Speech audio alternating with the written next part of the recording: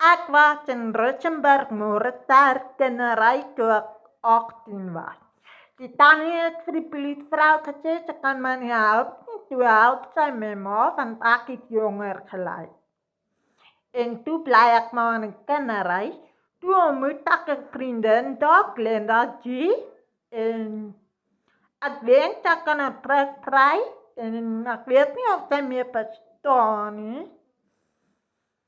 En die tannie in die kinderhuis was vir my soos 'n ouma. Ek weet ook nie of sy my verstaan nie.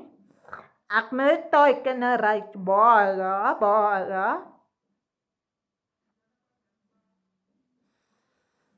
En